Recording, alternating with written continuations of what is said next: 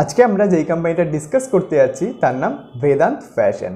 হ্যাঁ, বেদান্ত ফ্যাশনে একটা খুবই ভালো অপরচুনিটি আমরা দেখতে পাচ্ছি as per technical and fundamental as well, right? তো আপনারা যদি এখানে দেখেন, এই কোম্পানিটা যেখানে লিস্ট হয়েছিল সেখান থেকে অলমোস্ট 844 দিন হয়ে গেছে, এখনও কোম্পানিটা তার লিস্টিং প্রাইসের আশেপাশেই ঘুরে বেড়াচ্ছে, অনলি 9% ওপরে গেছে, তাই তো?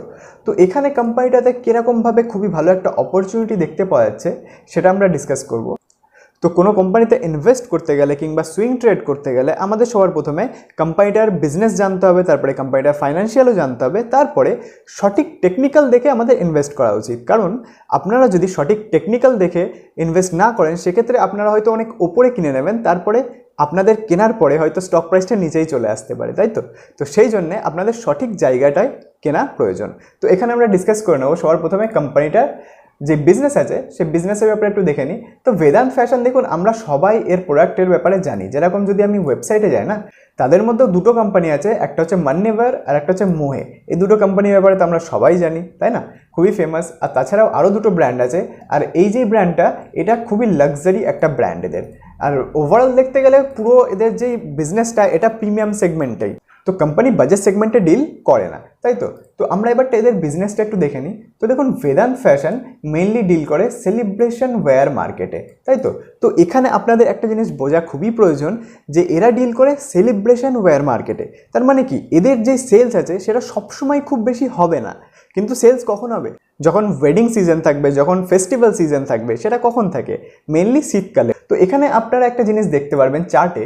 তো চার্টের ব্যাপারে তো আমরা ডিসকাস করবোই, তার আগে আমরা একটা জিনিস এখানে ডিসকাস করে নিই। তো দেখুন, উইন্টারের সময় মেনলি যে ইয়ারের সেকেন্ড হাফ হয় না, তো সেকেন্ড হাফে কী হয় দেখুন, স্টকটা র্যালি করে। দেখুন এখানে জুন থেকে মোটামুটি আপনি অক্টোবর, নভেম্বর, ডিসেম্বরের কাছাকাছি দেখতে পারবেন স্টক ওপরে চলে গেছে। তারপরে এইখানে দেখুন, এইখান থেকে আবার এপ্রিল, মে, জুন, আবার এখান থেকে দেখুন আস্তে আস্তে স্টক ওপরে চলে গেছে ডিসেম্বরের দিকে। তো মোটামুটি আপনি বলতে পারেন স্টক ওপরে যাওয়া স্টার্ট হয় মিড ইয়ার থেকে, আর ওপর থেকে আবার নিচে আসে কখন? যখন ইয়ার এন্ড হয়ে যায়, মানে সমস্ত ফেস্টিভ্যাল সিজন, ওয়েডিং সিজন যখন শেষ হয়ে যায়, তখন আবার আস্তে আস্তে নিচে আসা স্টার্ট করে দেয়। তো এখানে আপনি দেখতে পাচ্ছেন আমাদের এখনকার সিচুয়েশন কি, এখন আমরা মিড অফ দি ইয়ারে আছি, তাই তো?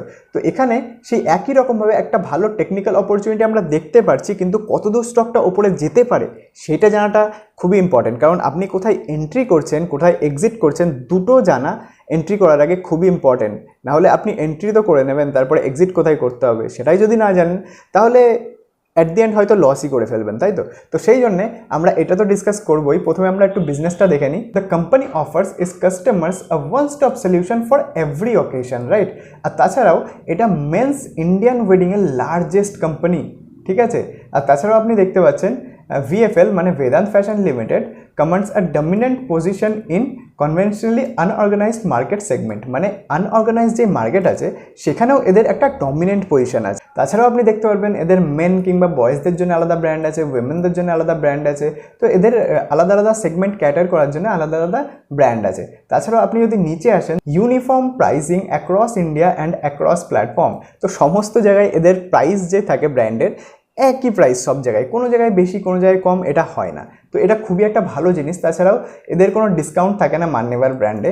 আর তাছাড়াও আপনি দেখতে পারবেন অমনি চ্যানেল আছে, মানে মাল্টিপল চ্যানেল দিয়ে এরা সেলস করে নিজের প্রোডাক্ট। অমনি চ্যানেল মানে অনেক রকম হয়, অনলাইন অফলাইনে অনেক রকমের থাকে, অনলাইনে অনেক রকমের চ্যানেল থাকে যেখান থেকে এরা নিজের প্রোডাক্ট সেল করে, ঠিক আছে? আর তাছাড়াও অ্যাসেট লাইট ফ্র্যাঞ্চাইজি মডেল, ঠিক আছে, যেটা আরও কোম্পানির জন্য বেনিফিশিয়াল।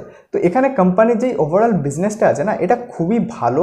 আর যেহেতু Indian market, Indian wedding market specially খুবই ভালোভাবে গ্রো করতে যাচ্ছে, কারণ যত লোকের ইনকাম বাড়বে, লোকে নিজের ওয়েডিংয়ে আরও বেশি খরচা করবে। তার কারণ এই হচ্ছে যে আমরা ইন্ডিয়ান, যেমন আমি বললাম যে ওয়েডিং নিয়ে একটু বেশি সেন্টিমেন্টাল, আমরা একটু বেশি খরচা করতে পছন্দ করি, আমরা একটু বেশি শো অফ করতে পছন্দ করি। অনেক ওয়েডিংয়ের কেসে অনেককেই আপনি দেখবেন যাদের আর্থিক অবস্থা খুব একটা ভালো না, কিন্তু কি করে, লোন নিয়েও একটা বড় করে বিয়ে করে, তাই তো? তো সেই সমস্ত জিনিসগুলো ইন্ডিয়াতে আছে। তো সেই জন্যই এ সমস্ত যে ব্র্যান্ড আছে এরা প্রফিট করবেই, অ্যান্ড ভালো প্রফিট করবে, ঠিক আছে? তো এই জিনিসগুলো আপনাদের বুঝতে হবে। আর তাছাড়াও এর মার্কেট ক্যাপ 26 1000 crore, ঠিক আছে। কোম্পানিটা এখন আর ছোটোখাটো কোম্পানি নেই। তাছাড়াও আপনি দেখতে পারবেন আরওসি 31.7%, মানে খুবই নেক্সট লেভেল ভালো আরওসি। কোনো কোম্পানির আমরা মনে করি যদি 20%-এর বেশি আরওসি হয় তো সেই কোম্পানি খুবই ভালো মনে করা হয়, আর এখানে 31.7%, যেটা আরও ভালো, তাই তো।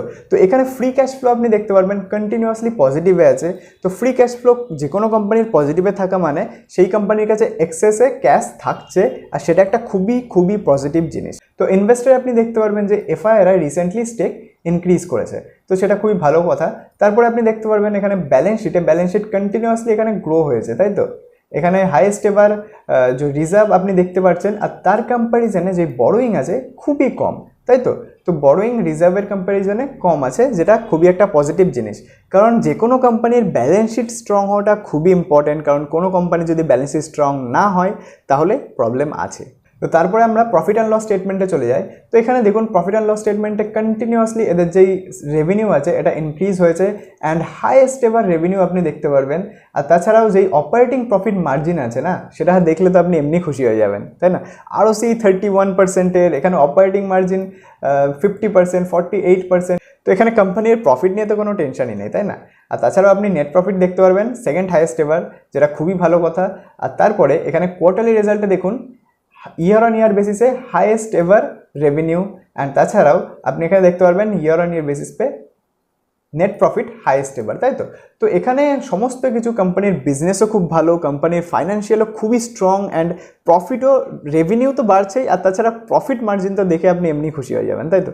তো এই সমস্ত কোম্পানিতে ট্রেড করে মজা আছে অ্যাকচুয়ালি। তো এখানে টার্গেট কী হতে পারে, তো যেরকমটা আমি বললাম, দেখুন এখানে একটা জিনিস মনে রাখবেন, যে কোনো কোম্পানিতে টার্গেটটা না খুবই সিম্পল রাখতে হয়। আর এখানে যেহেতু চার্ট প্যাটার্ন সেরকম কিছু একটা নেই, তো এখানে আমরা কি করতে পারি, এখানে আমরা একটা সিম্পল সাপোর্ট রেজিস্ট্যান্স ড্র করতে পারি। তো এখানে আমরা একটা রেঞ্জ ড্র করে নিলাম, যেখানে আপনি দেখতে পারবেন যে এখানে কোম্পানিটা এই রেঞ্জের ওপরে যায়, আবার নিচে আসে, আবার ওপরে যায়, আবার নিচে আসে, আবার এখান থেকে ওপরে যাওয়ার জন্য রেডি হচ্ছে, যতটা আমার মনে হয়, তাই তো। তো এখানে একটা জিনিস আমি বললাম আপনাদেরকে প্রথমেই, বছরের সেকেন্ড হাফে এই কোম্পানি ওপরে যাওয়া স্টার্ট করে, তাই তো। তো এখানে আপনি দেখতে পাচ্ছেন বছরের সেকেন্ড হাফ তো অলরেডি স্টার্ট হয়ে গেছে, আর কত পার্সেন্ট এখান থেকে প্রফিট আমরা এক্সপেক্ট করতে পারি, 37% প্রফিট আমরা এখান থেকে এক্সপেক্ট করতে পারি। তো যেরকমটা বোঝা যাচ্ছে যে টার্গেট খুবই সহজে অ্যাচিভ হয়ে যেতে পারে, কিন্তু আপনাদের নিজেদের অ্যানালিসিস অবশ্যই করা উচিত, কারণ যে কোনো কারোর ভিডিও দেখে ইনভেস্ট করার আগে নিজের অ্যানালিসিসটা করে নেওয়া অবশ্যই বুদ্ধিমানের কাজ হবে, তাই তো। আর যদি ভিডিও পছন্দ হয় তাহলে সাবস্ক্রাইব করবেন, লাইক করবেন। আবার দেখা হচ্ছে পরের ভিডিওতে।